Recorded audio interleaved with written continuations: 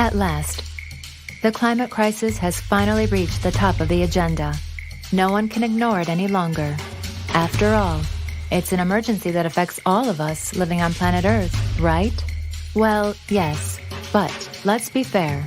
We are not all suffering in the same way.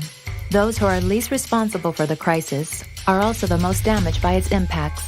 And in a world of extreme global inequalities, climate change is further widening the gap. So, to be fair, this is not just about emissions. This is a matter of justice, of climate justice.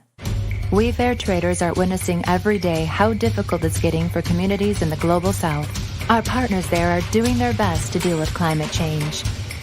Thanks to conscious consumers, we are supporting their efforts to become more resilient and to do their part in protecting the environment. Yet, now we need to do more. Now it's time to renew our call for a fair system.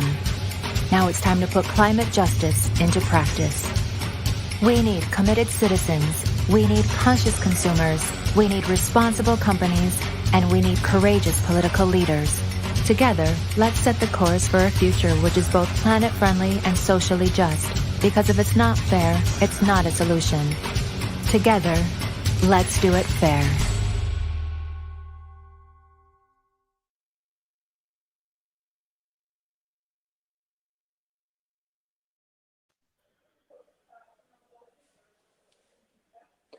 Welcome, everybody. Good afternoon. My name is Matteo. I'm a CEO co-founder of ROD, which is a design studio focusing on responsible design, working at the intersection of social justice, environmental justice, and this is a key issue we are here to address today. As you know, we live in a very important time, and in a matter of days, we will be addressing in one of the biggest world conferences worldwide the issue of climate change and how we can all transition towards enabling business models, towards enabling companies, towards enabling human beings to live in the 21st century and completely redefine our relationship with nature, with this planet that we have for too long at this point, overexploited and oppressed. But the key question we want to ask today is the following. Can we honestly really talk about fighting climate change if we don't look at ourselves in the mirror and realize that in order to make all of these fantastic and very important environmental goals a reality and happen and meet these goals, we need to empower the people that can drive these goals in the first place. We need to enable humans to lead through this change. If we don't do that, if we don't do it fair from the beginning, it's pretty much impossible to lead a movement for environmental justice. So we're talking about climate justice. We're talking about the link between two things, something that is so important to the fashion and textile industry, more than anyone can imagine.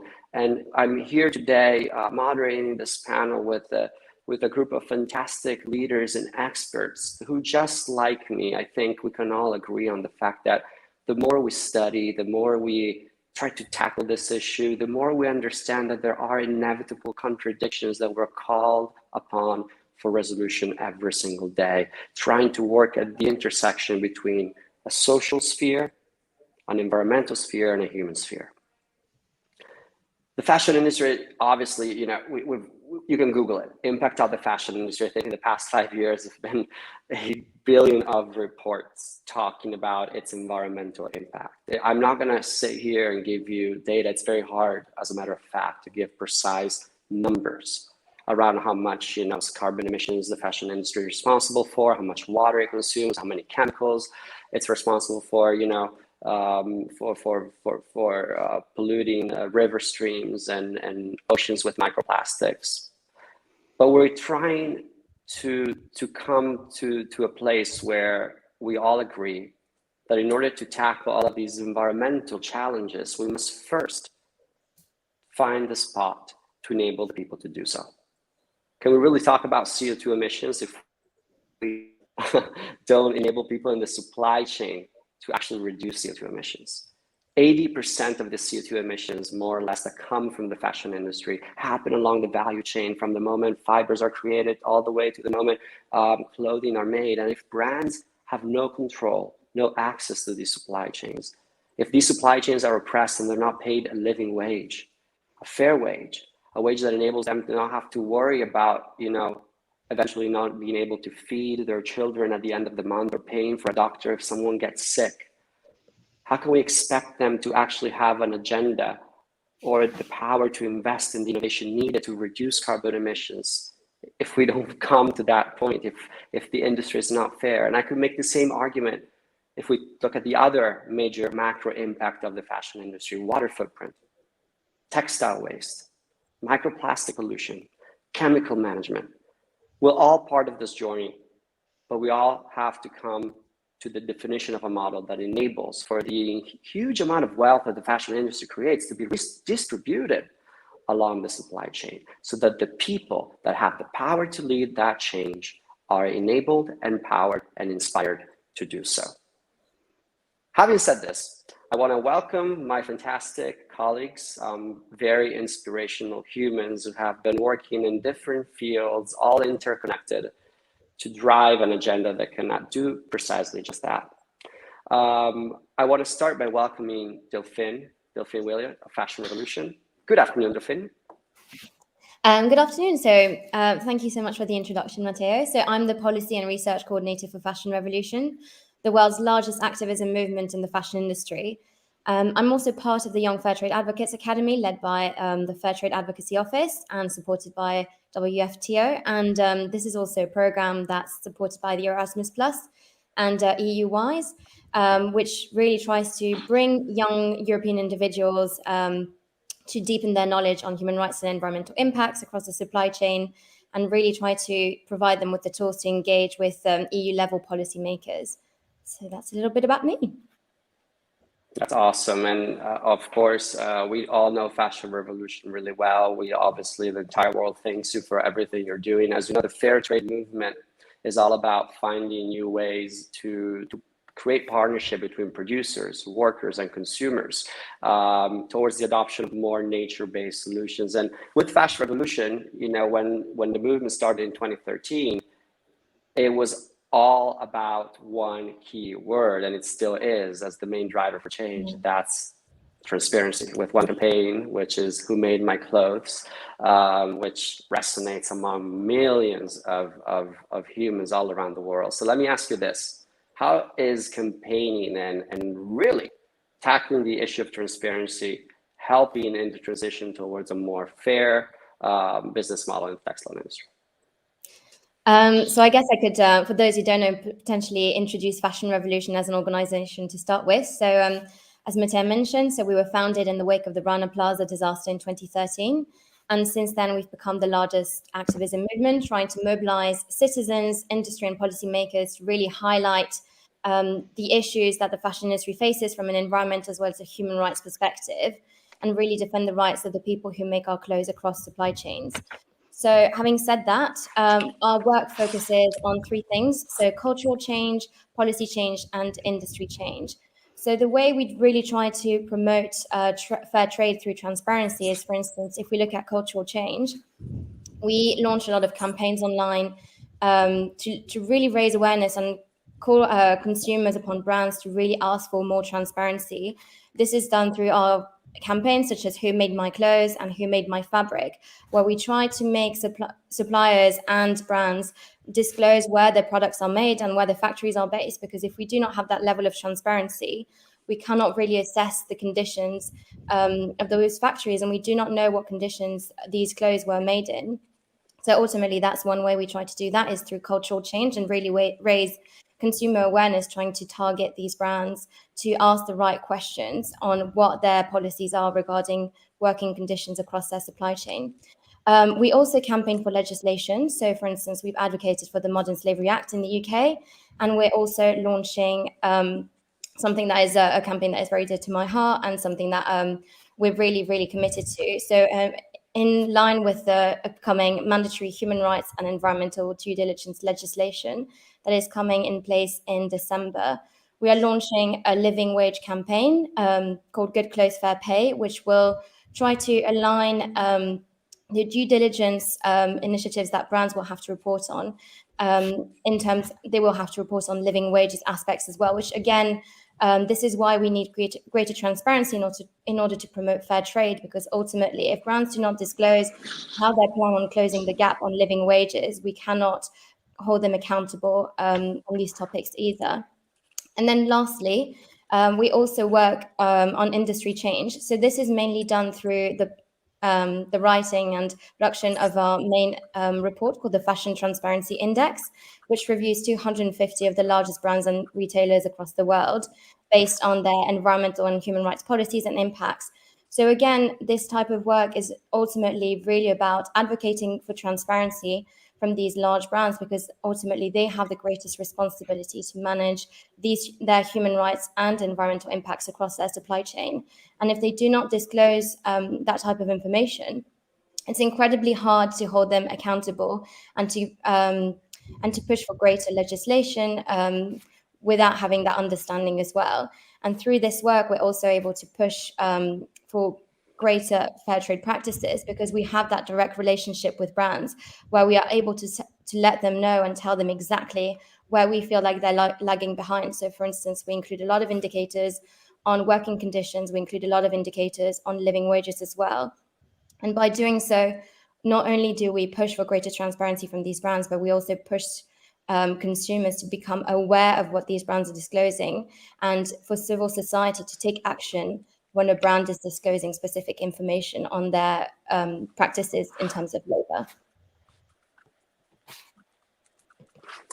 Well, Fia, thank you. You've touched on so many key aspects. I think the first one I wanted to touch upon is how impactful has a movement like Fashion Revolution become out of a crisis. You mentioned it started in 2013. It started out of recognition that we cannot continue, or so the Castor and Carey Summers were like, we cannot continue down this path that completely disregards respect for humans, and we cannot continue to enable brands not to being held accountable to the production facilities and their sourcing practices. Therefore, the Who Made My Clothes campaign, as you just said, enables that bottom-up approach. I'll translate. When you guys would go to schools and speak about the importance, the power of this hashtag, you really see the hearts of students just exploding with the desire to be part of the chain and go outside and hold brands accountable. That's the power of a bottom-up revolution approach. The civil society steps up. Freedom is the act of taking responsibility. And at the same time, and this is going to lead to my second question to you, I think you've seen it as well. It's almost like a couple of years ago, the industry was watching and they were seeing all of these people asking who made my clothes, and it was hard for them to reply. And all of a sudden, now in the past couple of years, we have brands knocking on Fashion Revolution doors and wanting to be on that Fashion Revolution Transparency Index and wanting to get a good score.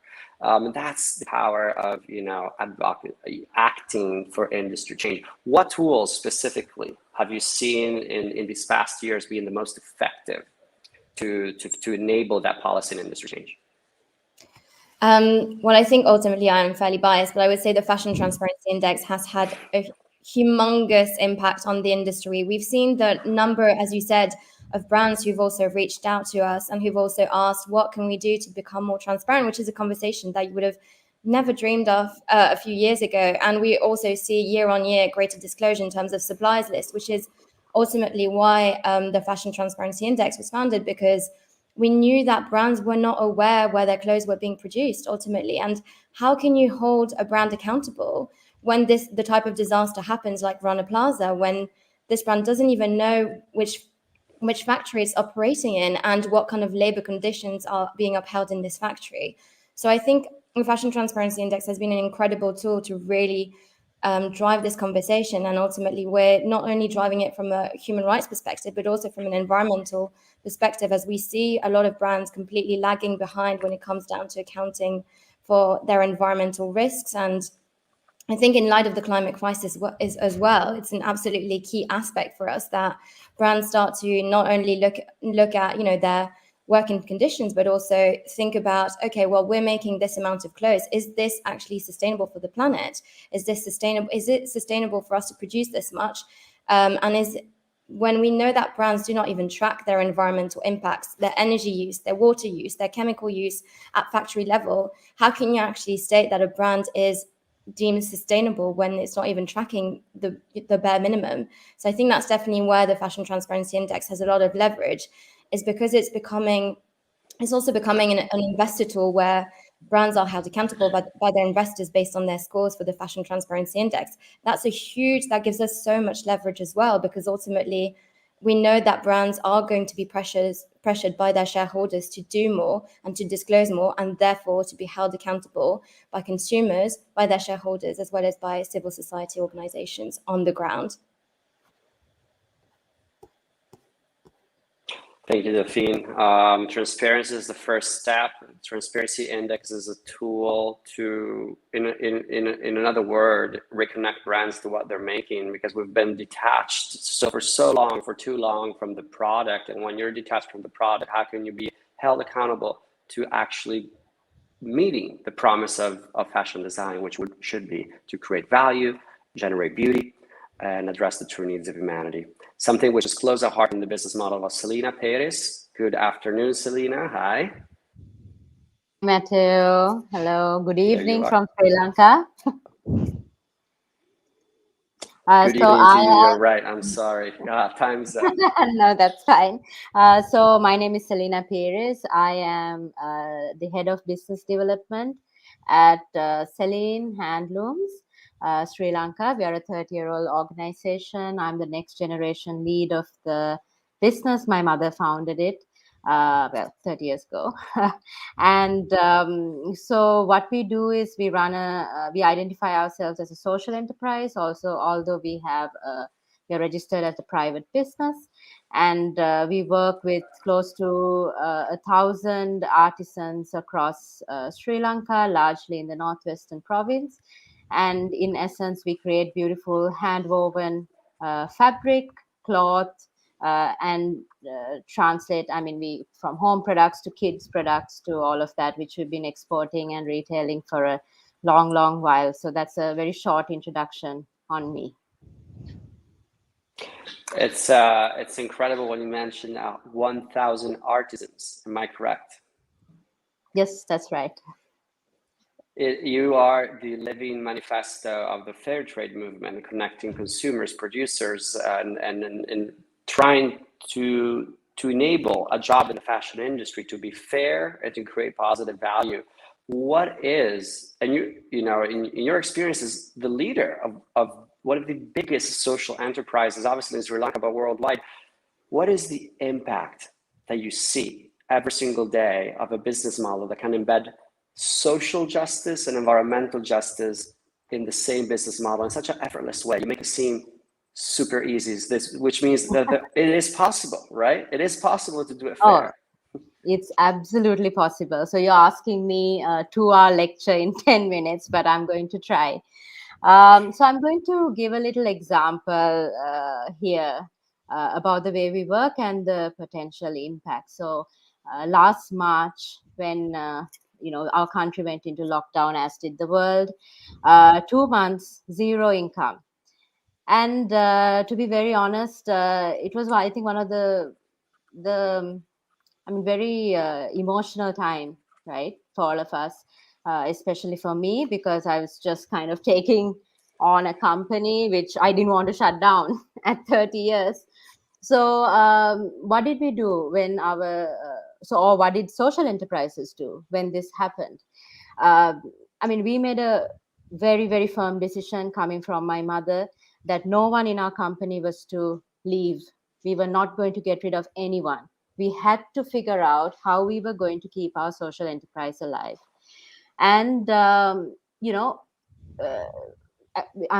a proud member of the World Fair Trade Organization. So with the WFTO Asia, we got together and we started creating fabric masks. Never in my life did I think that we would cut up this luxurious, beautiful fabric to create fabric masks. And we somehow managed through that creativity to keep our entire community together to keep our handloom weavers on allowances, at least till the last 3 months or so, for almost a year. And through this process of a social business, we managed to keep our community together, our women being given work at homes and all the rest of it. So this is an example. So how did we do this? Amalia, if I can just have the slide, please. Yeah. So this is how we did it. I mean, this was actually done because we were looked at as a very important example for business and human rights, for small and medium enterprises, really keeping communities together during this crisis. So what we realized is that we are a company which believes in a triple bottom line, right? So all social enterprises around the world do. So it's not just profit maximization. We do work to maximize our profit, but at the same time, Matteo, we have people and planet at the core of what we do. So in fact, profit is what sustains us, but it's our commitment or the heart of protecting our people and planet that really keeps us going, right? Because at that moment when the factory shut down, if I was only going to think of my profit, I wouldn't have thought of my people and my planet. So it's this triple bottom line of how do you ensure these three works together that really defines our operational model. So how do we do it? A lot of people ask us, I mean, how do you do it? Like you said, it's possible.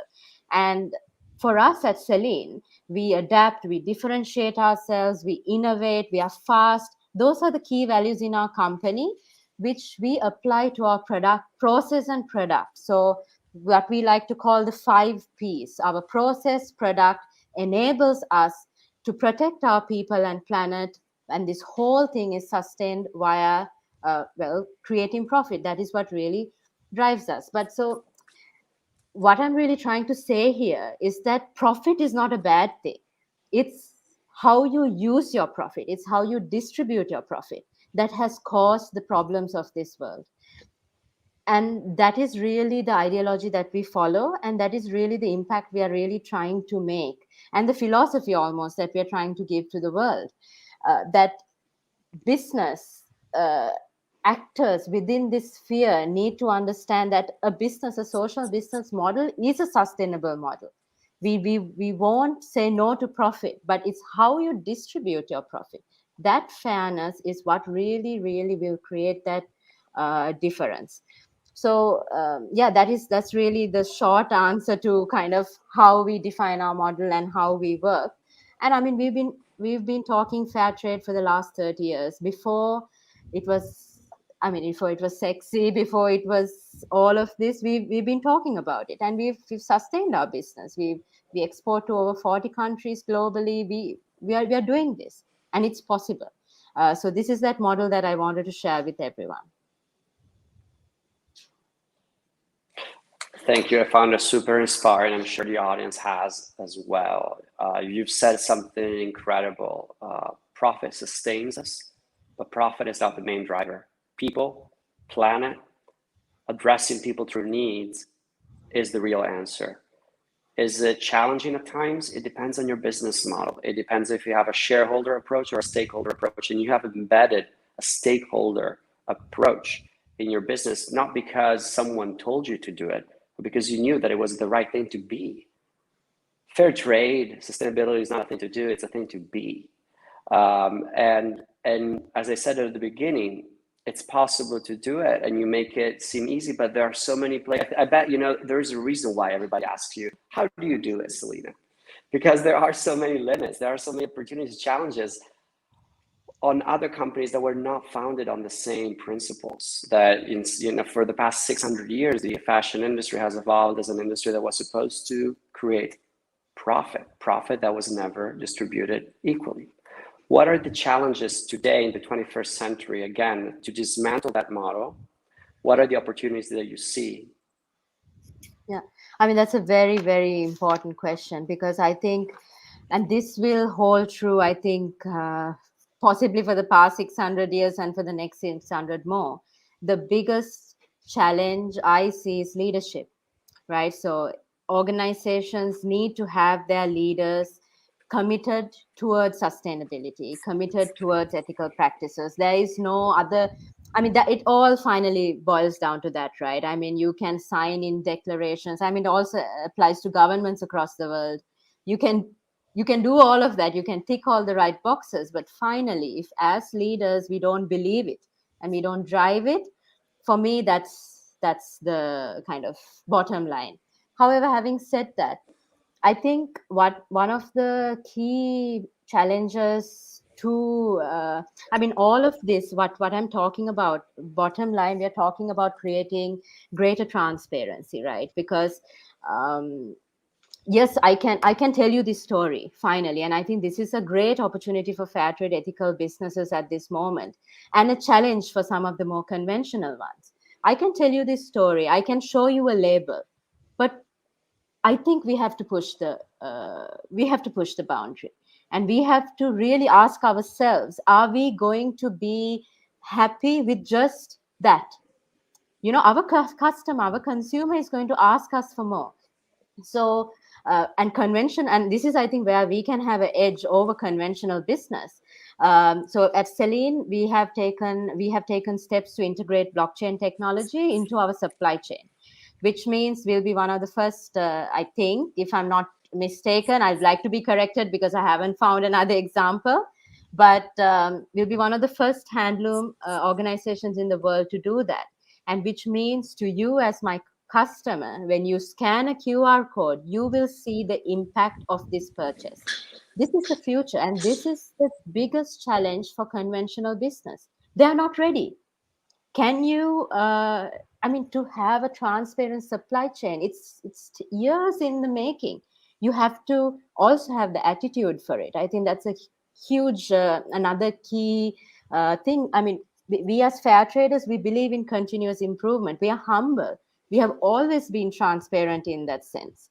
You know, so I think the biggest challenge will be that attitude, the leadership, and the ability of those two combined to really use technologies such as blockchain to create greater like absolute transparency, so that the premium and the benefits of what we do go back to the people, and we can see it. You know, I think this is a wonderful. I mean, I'm so excited at Selene to be able to do this.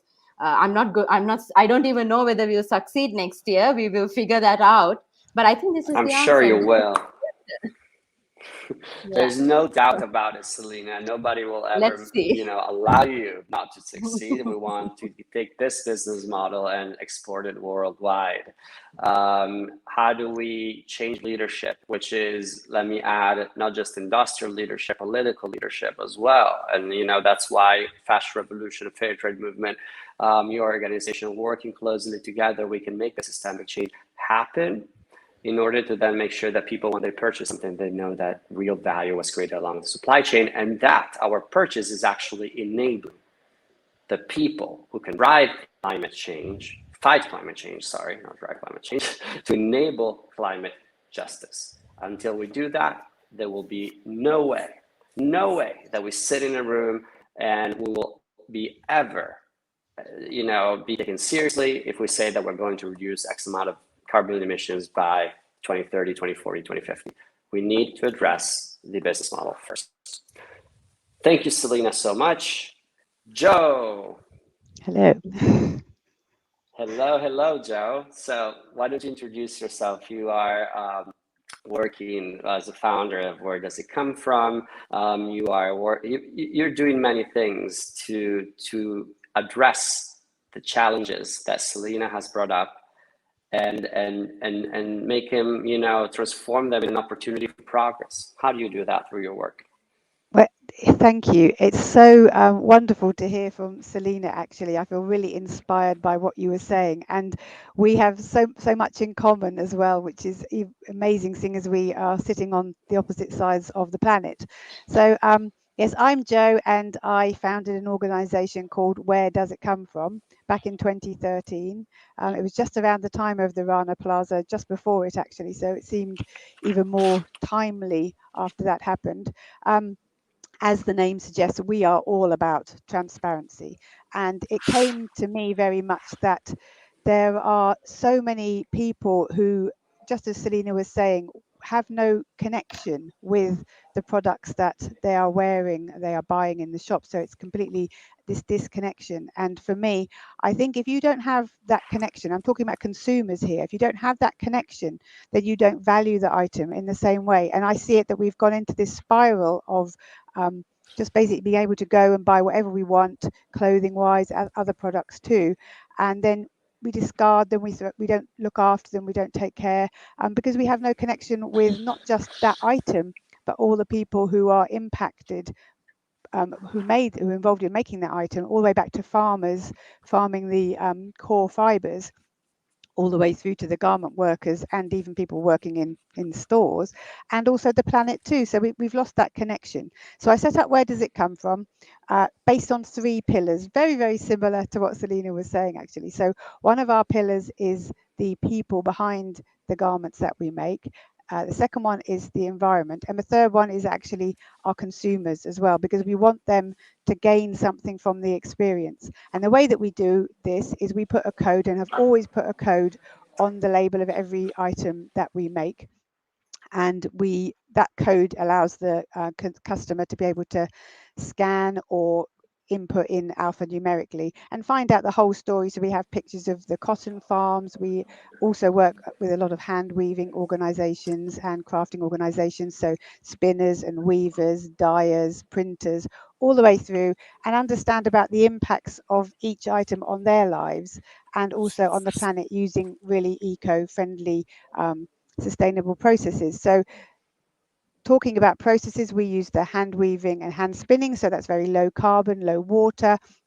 We're passionate about some of the more indigenous varieties of fibers, so we love indigenous cotton varieties. So a brief cotton history lesson, I don't have to give Selena obviously, is that cotton has been transported around the world, it's been genetically modified. If you plant cotton in the place where it naturally comes from, then you can feed that just with the rain, and it's fairly resistant to most pesticides, so you don't need nasty chemical pesticides. So that's the real short version of that one. But it's just choosing the right fibers, choosing the right processes that will have a positive benefit on the workers and on the planet. So that's what Where Does It Come From was set up to do in 2013. So great how closely aligned that is to what Selena is doing in Sri Lanka. We partner with organizations, social enterprises in India, in Africa, and we have some partners in the UK as well who do tailoring with us. And the idea is to benefit those organizations and the planet through what we do. And most recently, we've, in the last 2 years or so, we started widening out to not just offer retail products, but to also offer to work with businesses. And this is something that I'm really driven to do, because there's so many large businesses who do want to change their supply chains. And as Selena rightly said, they don't know how to do that. They don't understand enough about the transparency of their supply chains. So we work with them and help them migrate their current merchandising and uniforms and products to be much more ethical and sustainable and transparent, and always having that code on the label so that the end user can connect with it, so they get the benefit as well. And we hope that not only does that give them some kind of peace of mind and happiness, but it also influences them when they are shopping for other products. They are encouraged to ask that question: where did it come from? Who is it impacting? How's it impacting the planet? So that's really what I do, and what Where Does It Come From is all about. Thank you, Joe. Very inspiring. It seems like you have embedded since day one the kind of systemic vision and understanding of what sustainable development really means, that it's much needed. I don't know if you agree with me, but I believe like silos thinking is the enemy of sustainable development.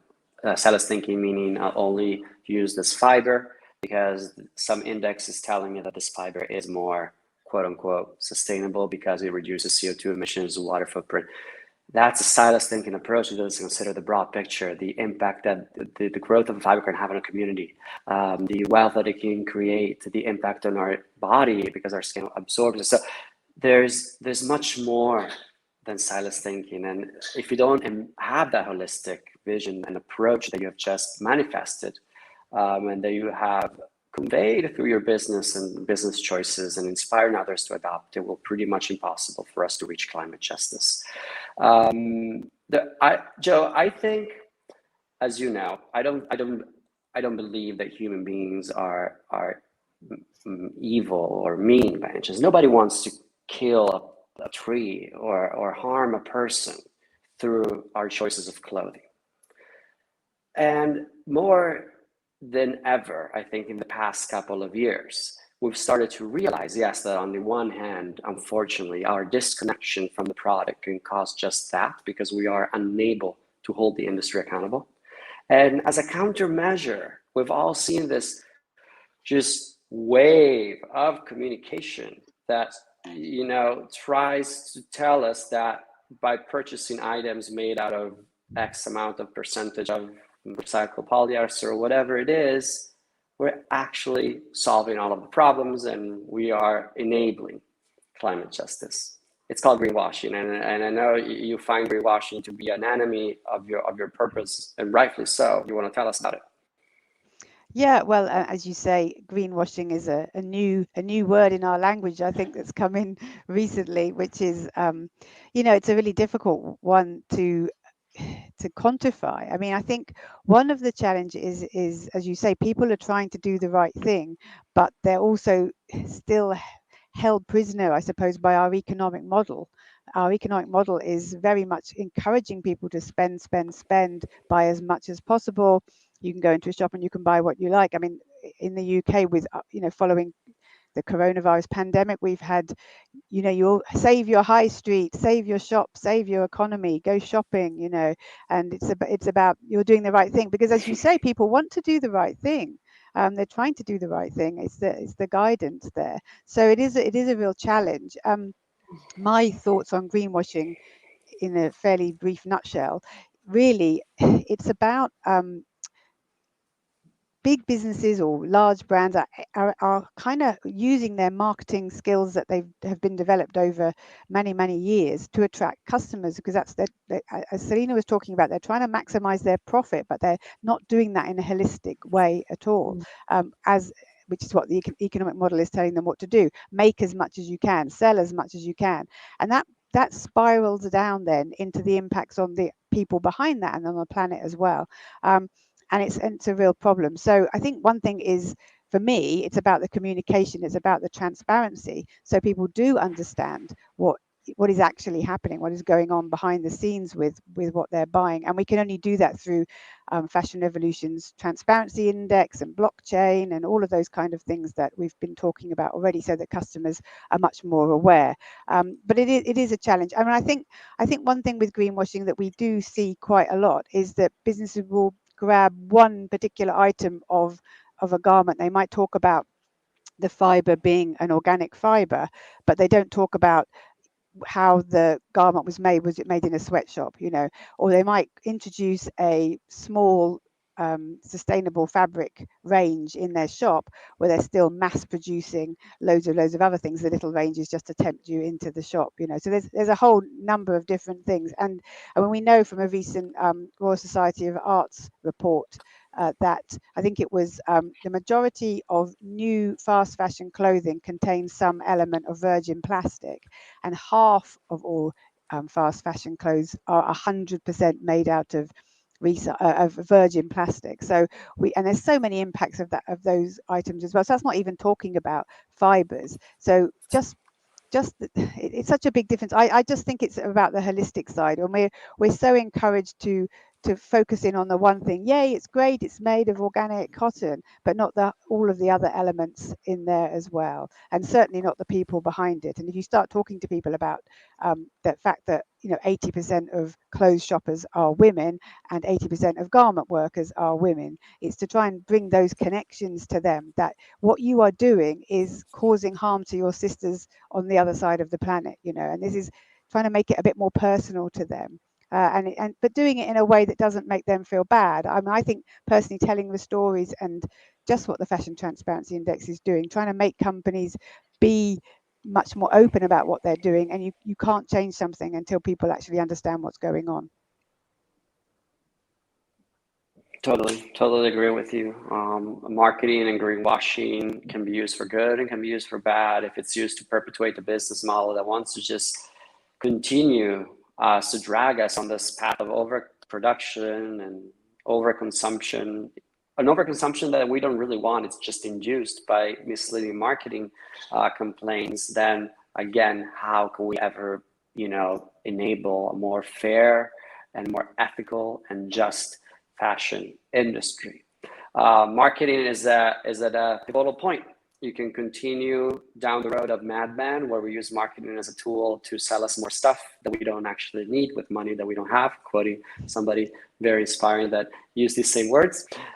Or we can use marketing and bring marketing into our business model to guide people, to inspire people, to help them to reconnect with the product, reconnect with the value of the product, and understand really why certain products may be functional for us or not. Therefore, really using it as a support tool.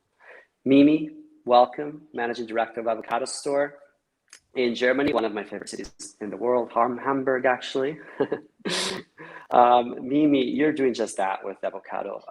You created a space for people to be inspired and reconnect with the dimensions that can be easily forgotten from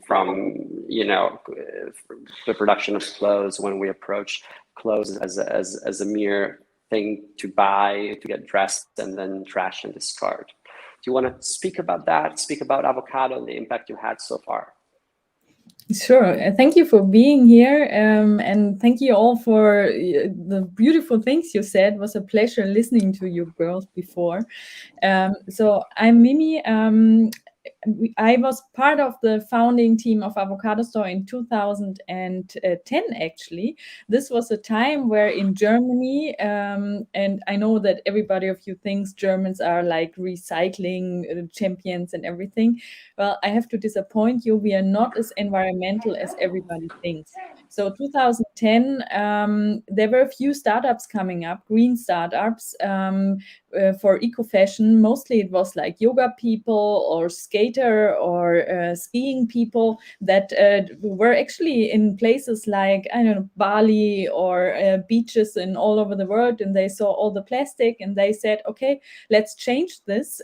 We are coming here to enjoy the beautiful nature, and what we see is basically garbage, and we can change that, for example, with fashion. So the first green startups were basically hoodies and green t-shirts, organic cotton stuff, and the problem was that there are alternatives for normal fashion that are more environmentally. They are also produced in a fair way, but nobody knew where to buy them. And we discovered pioneers of fair trade, for example. There's also all pioneers of eco-fashion in Germany, but 2010, nobody of them was in a way digital. Nobody reached a young target group, and young means people like me. I'm not that young anymore, but never mind me or younger. So I'm 40 now, by the way.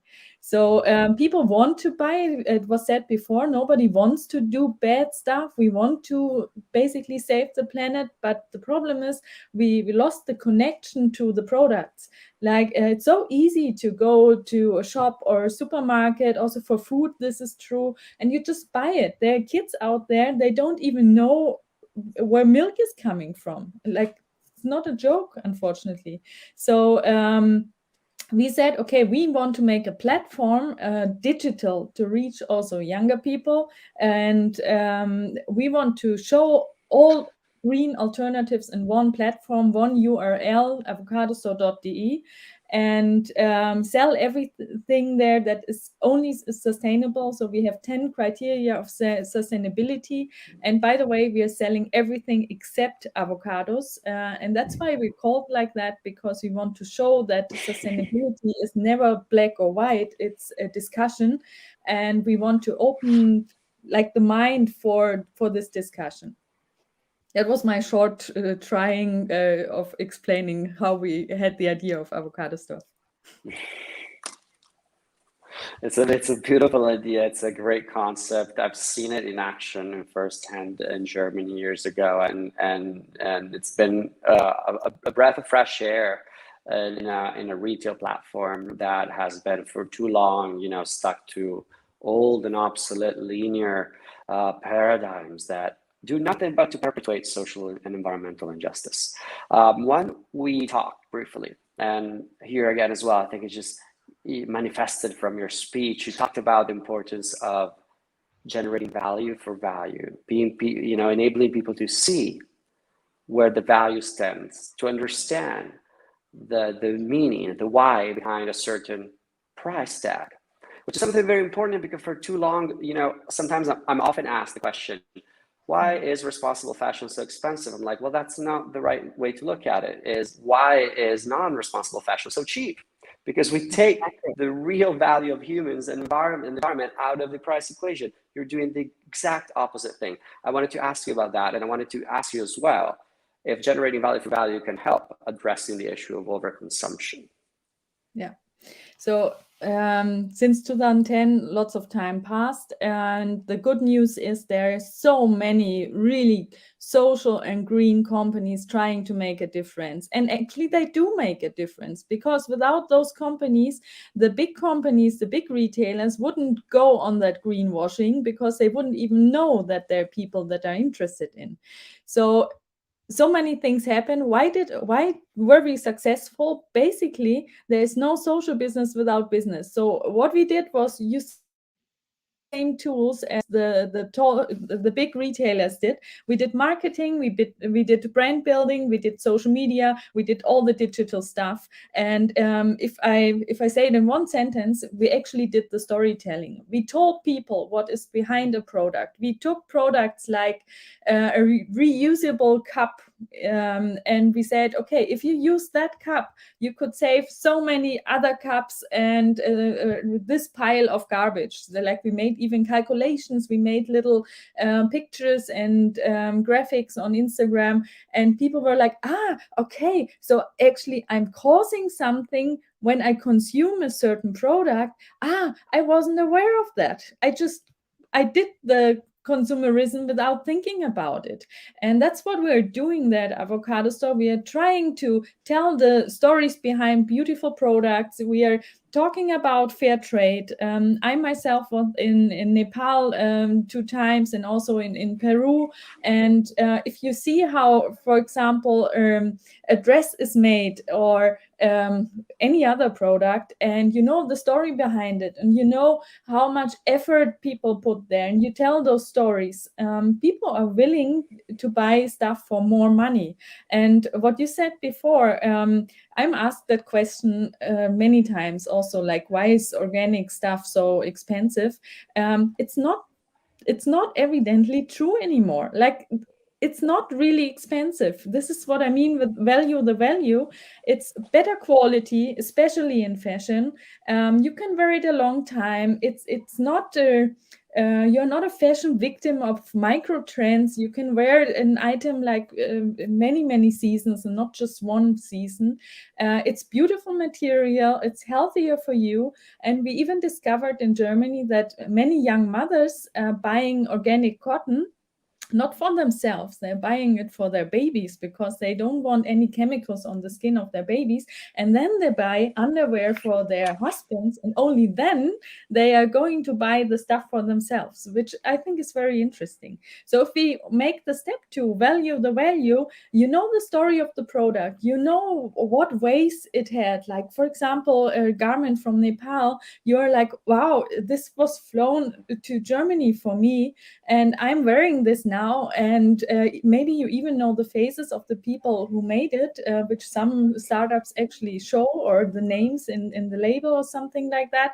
And you value this piece of clothes, and you won't throw it away, and you will think of how you can combine it. And I think the most important thing is, if you have the value behind the product and not only the price, you don't want to throw it away very easily. You really try to keep it, and you love wearing it. There's an emotion to it, and that's a very important point.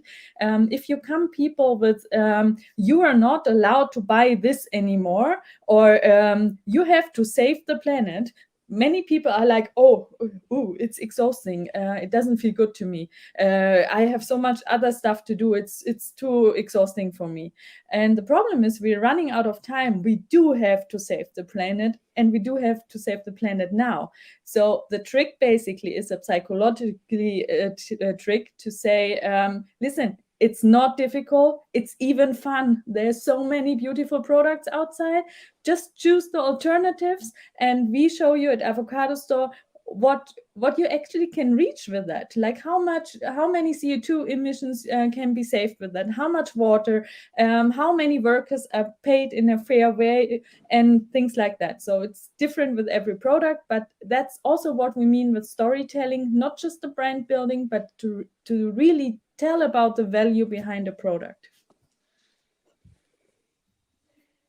Fantastic, Mimi. I thank you so much, because with your contribution and your testimony and the ones of Fee, Joe, and Selena, I think we've had a very good understanding of what's happening right now and what it takes to enable climate justice, starting from fair treating, understanding of the human impact and the human value of fashion and textile supply chain.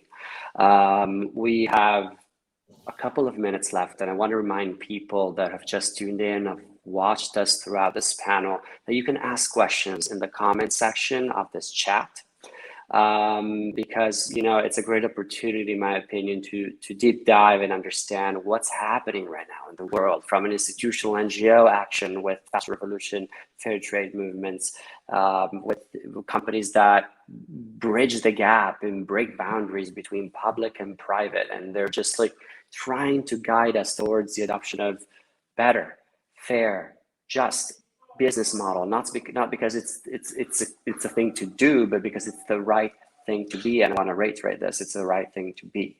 We're lucky that in this transition today, we have a young generation of activists all around the world that just need the right guidance and need to be empowered to drive that change. And I want to thank the work of the young fair trade advocates. I know that you're a member of YFTA, 150 young advocates all around the world doing what they can, inspiring and bringing that wisdom, awareness, generating awareness to transform and reimagine a fashion industry that has been for too long disconnected from its promise, addressing the real needs of humanity.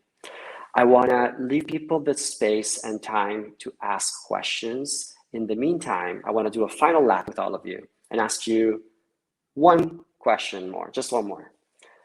If you can give the people that are watching right now an advice from you on how they can, from the moment they walk out of this panel and get out in the street, what can we do practically to enable and to support the fair trade movement?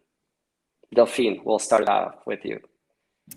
Great, thank you, Matteo. So I think I would also just like to remind that I don't think the onus for all the changes we need in the fashion industry should be on consumers. I think ultimately we as consumers and as citizens should be able to buy products that do not abuse the environment and do not abuse the workers who made them. So with this in mind, so we have a lot of different call to actions, as we call them at Fashion Revolution. So for instance, we have a dedicated page looking at the climate crisis and the types of actions that you can take. So for instance, sending an email to a brand, asking them how they make their products, what chemicals they use, and so on, tagging the brands that you wear on your Instagram and asking them these questions, writing to your policymaker, joining your community group, signing our manifesto, and so on. So I think it's that these are sort of key things that as consumers and as citizens we can all do. However, ultimately, I do believe that the responsibility of these changes should be put on the people who actually have that leverage, and that includes brands and that includes policymakers who ultimately will be the ones who will be able to shift the way the fashion industry works and should be the ones who create legislation. So yeah, and to finish off, I'm happy to send any links to any of our call to actions in the chat if that's useful. Sorry, my mic was muted. Thank you, Delphine. Thank you for sharing. Thanks for sharing the resources. Selena, one piece of advice from you. Yeah, so I think something that we're experiencing right now, especially when talking to buyers about blockchain, because I find sometimes there's a lot of expectations on the supply side to be, to follow all these compliances and all the rest of it, right? Are the buyers in the global north ready to be transparent to the extent that blockchain will allow them, will enable? I mean, we are really facing that right now, because all of a sudden I'm giving this product or the promise of a product which has blockchain integrated, and it's like, whoa, okay. We don't want to go that far, because there's a level of transparency which might show margins and who actually made the clothes. So I mean, these are, and what I'm trying to say is that this is a conversation, and the only way we can shift this conversation is through sensitization, dialogue, education. So actually marketing for people like us should not be on advertisements and all of that. It's about sensitization. This is a form of kind of sharing our story, and without that process of education, I don't think we, as an entire ecosystem which is fighting for climate justice, fighting for sustainability and ethical practices, we are going to fall short, because we won't be able to really, I think what you mentioned as well, Matteo, that the siloed approach is not going to work, and there's going to be a huge need for us, the key players in this industry, to come together at this moment, I feel. So that's totally. really what Thanks for sharing, Selena. Yeah.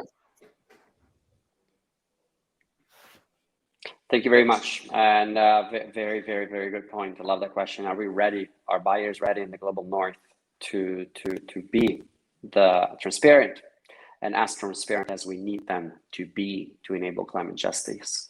Joe, what about you? Thank you. Yeah, I think one thing I'd like to make a point, which is following on from something that Mimi just said earlier, that it feels this pressure, it feels to be a negative thing. And I think a lot of people are communicating about climate change and trade justice makes them feel like it's a bit of a burden and a bit of a negative thing.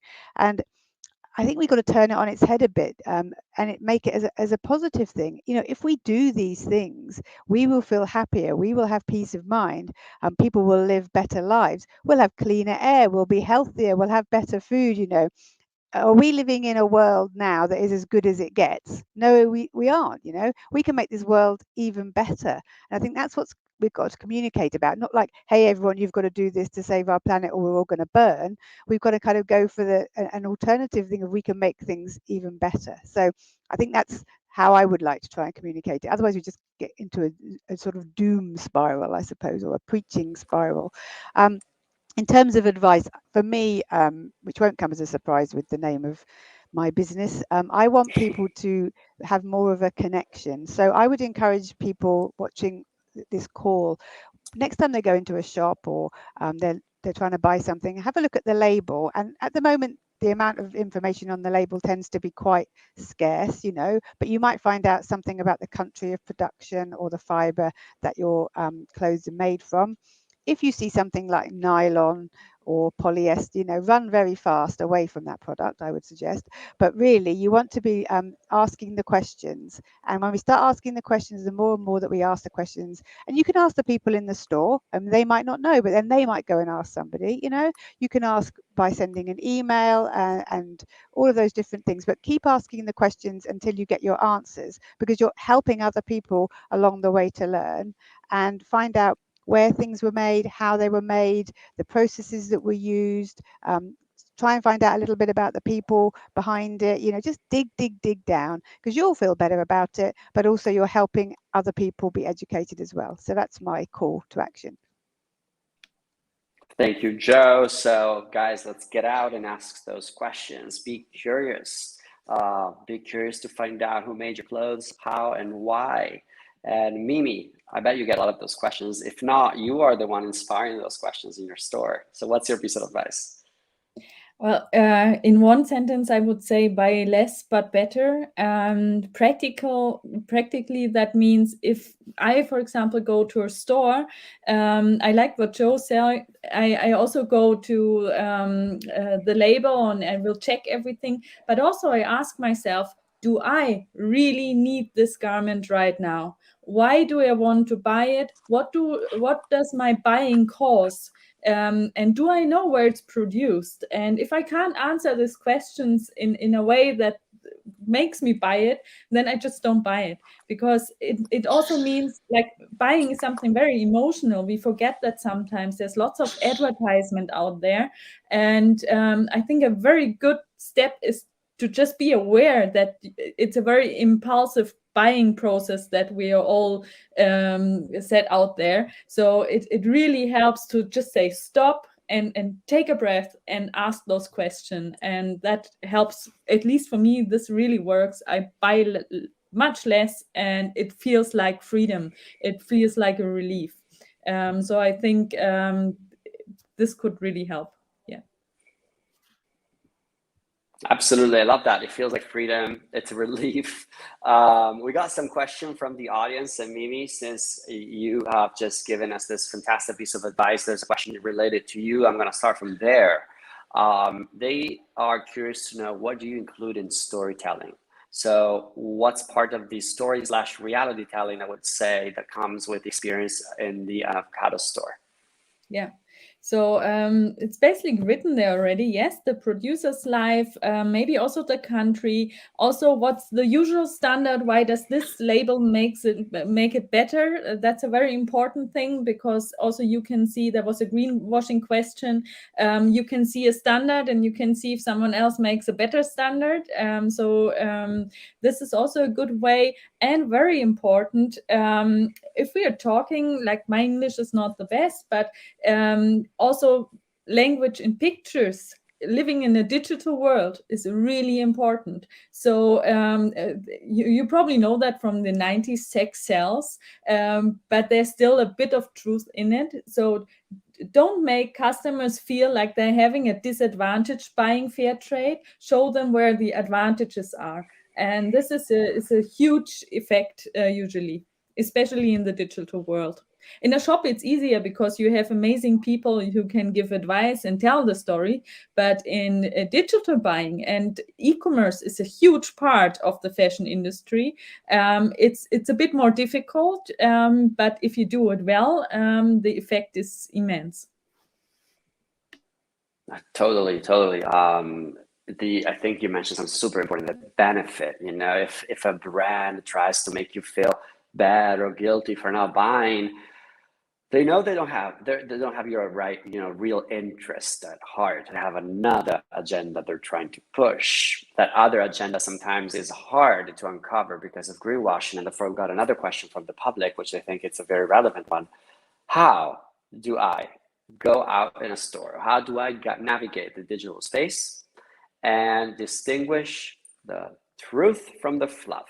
How do I navigate greenwashing? Are there any red flags, alert, that you can share? Someone, maybe we ask all of you, or it wasn't addressed to anyone specifically, but to the entire group. So what's the one red flag that we should all be, aware of in front of greenwashing? I have one thing that I always check first. I always check if the brand is doing just a little green line or if everything completely is green. And the second thing is I check how are they dealing with their workers, like is something written on the website. And the third thing is do they use ecological electricity? It sounds very weird maybe, but if you really want to act in a sustainable way, you take the whole thing. You're not just thinking about okay, what do people want to hear, but it's inside. And I liked also what we saw before the slide. It's basically you asked the question, how can I do something better, not only for the garment, for example, but also for the office, for the garbage, for environmental stuff, and so on. And if you can see things that show that, you usually are sure this is a sustainable brand. And if I can add to that as well. Thank you, Mimi. Yes.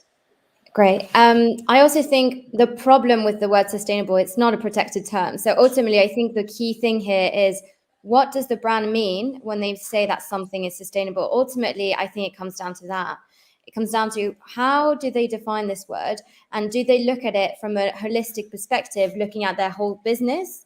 Is it from an environmental perspective? Is it from a human rights perspective? Because ultimately, I don't think a business can consider themselves as being sustainable, even though it is not, again, a protected term, if they do not look at it from a holistic perspective. For me, if a brand states that they use a specific type of fiber, but ultimately I know that their business model is ultimately based on growth and exponential growth, and the amount of clothes that they're going to churn out every year is not sustainable, well, then to a certain extent, what's the point? If they don't tell me where their clothes are produced or in what conditions, if they don't publish their suppliers list, obviously it's harder for certain brands to do that compared to others. But I think ultimately, from a consumer perspective, it has to start with transparency. Even though it's not radical, it's an important starting point. And then again, I think hopefully in the next few years, we'll see more legislation trying to protect this term and defining exactly what sustainable means, because I think that's the biggest issue at the moment in the industry, is that we see so many brands talking about sustainability and implying completely different things. So I think it comes down to, how do they what is their starting point, and how do they define this term in the first place? And at the same time, if I may add that, it's not all about certificates. I'm asked very often, so you have brands that don't have sustainable certificates like GOTS, for example, or some fair label. Sometimes it's very hard for small brands to reach that certificate. So it doesn't always mean that brands are only sustainable if they have a certificate. It's the other way around. It can be possible too. Can I just Absolutely. Thanks for sharing all of these fantastic points. And Joe, Selena, do you have anything to add to that? Yeah, it's triggering thinking in me. I don't know if everyone hasn't watched the True Cost movie, which came out, I think it was 2016, so it's not new anymore, but the lessons are so important in that. And one of the things that really sort of spoke to me was, they talked to a psychologist at the time and said, why are people buying all of these clothes and buying too many products? And he was saying it's basically because when something's not good in your life, you can't afford a mortgage, or you're not happy in your job or something like that, is a kind of escape. And the marketing language often leads you to make that purchase to make you feel better, buy this dress because suddenly you'll be slimmer, more attractive, and whatever, all of those kind of lies, and they make you feel that you want to do this thing. So I suppose I would say to people, have a think about why the brand is trying to get you to buy the thing that they're trying to get you to buy. How are they trying to make you feel? What's that emotional reaction that they're trying to make you have in buying that? And then look at the company itself, because just as everyone else has already said, seeing what that company's values are. If you can look at a company like Selena's and you can see the heart of that company, and that they're trying to create something to benefit for the world, or if they're just trying to create something then for the reasons of profit. But I would say fundamentally, if they're trying to make you buy something because they're trying to convince you that it will make your life better in some way, then that's a big question mark for me. Absolutely. Nobody's ever said that we will be able to save the planet by purchasing another pair of shoe or a hoodie or a jacket or a t-shirt, right, Selena? Absolutely. I was just thinking what to add, and I think there's a huge role for awareness here, because sometimes, we retail in Sri Lanka, and, some people would say just because you employ women, you are ethical or sustainable. Absolutely not. It's how you treat. There's so many layers to that, no? Like how you treat them. Are there fair wages? Is there consistent work? I mean, so many layers to that. So I think on the part of the customer and also on our part, I think there's a strong awareness that is needed about what does it really mean to be sustainable, because I think, as everyone said, it's a very fashionable word, especially after COVID. Now everyone's sustainable, everyone's green, everyone's saving the planet, but that's not really the case. So I mean, I'm not going to mention brands here, but there are brands who sit at sustainability conferences and you're like, hang on, what? But I mean, that's going to happen anyway, Yep. because the bigger the marketing budget, the bigger you can make yourself visible. But I think what everyone just said, it's understanding those signs and also educating yourself about what is sustainability. What does that really mean? So I think that there's a big role into play. Like, you also have a big role to play in that decision. Yeah, that's it from me. Thank you, Selena. From everything you guys have said, one thing came across loud and clear, which I hope is the message of everyone watching, whether you're a student, you're a young activist, you're a business owner, you're a fashion designer, you're working a brand, you're a startup, or you're working in a big multi-billion-dollar fashion company. People at the heart of everything.